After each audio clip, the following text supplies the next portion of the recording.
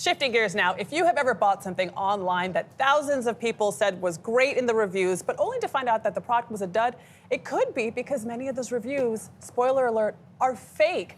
90% of people rely on reviews before buying online or in person.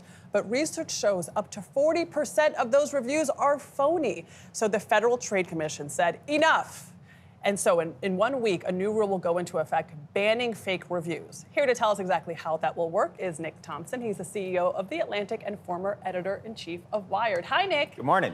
So what can the government actually do, and is it enforceable? Well, what the FTC is saying is that you can't make fake reviews, you can't buy fake reviews, you can't have your mom write fake reviews, you can't bully people into writing fake reviews. There's a whole series of new rules put out by the FTC saying you can't do this. Question, is it enforceable?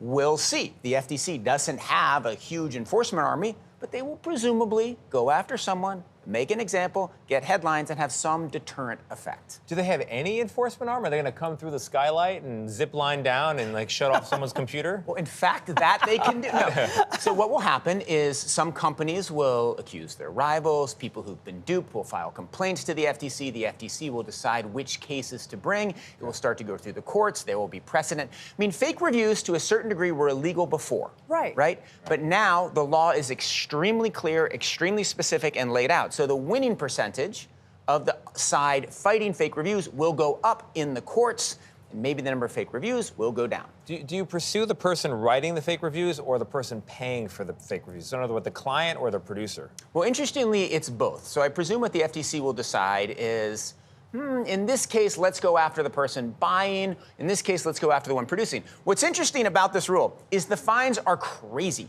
Oh, really? It's $50,000 for every time the review is seen. No.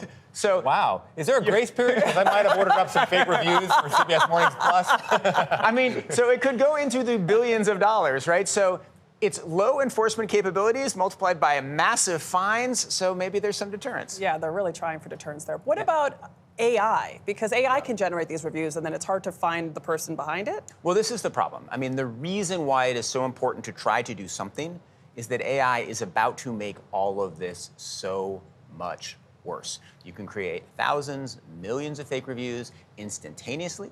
It used to be the case that you could identify a fake review, maybe because the English wasn't quite right or wasn't quite deep.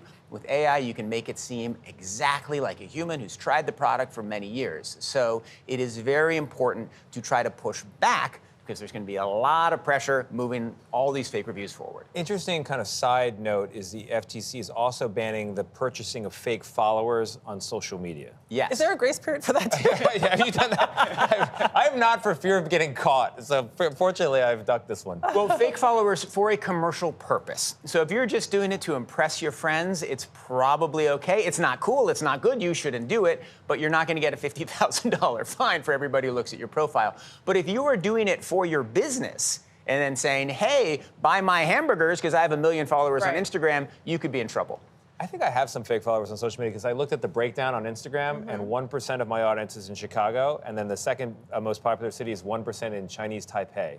I mean, maybe Why would we be big there? It doesn't make sense. Tony, you're big everywhere. Okay, yeah. It's true. I'm huge in Chinese. I bet you are. Nick, what about all the reviews that are already online, especially with the holidays coming around, people are shopping online? Yeah, so this will do nothing about the reviews that are online. There are many fake reviews out there. There are many real reviews out there. My suggestion is go to sites that really have human certified thorough reviews. Go to Consumer Reports, go to Wirecutter, or go to my old home at Wired, right? Look for a publication that has people who spend a lot of time, particularly if it's a big purchase. If you're gonna spend a couple $100 buying something, really do research. Just don't go to a generic platform where it's very easy to game things. Yeah. So Nick, we want you to do a little double duty. You're here talking about tech, but you're also an avid marathoner. That's so true. What did you think of the woman in Chicago who That was smashed the crazy, record? crazy.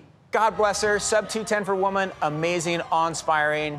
Do you think human beings can go below 2 hours in a marathon? Yeah, absolutely, definitely. Why haven't we done it already? I mean, that seems like well, Eliud Kipchoge did do it in sort of a race that wasn't actually a regular marathon. Calvin Kiptum was very close. We're going to get that very soon. Totally What's your doable.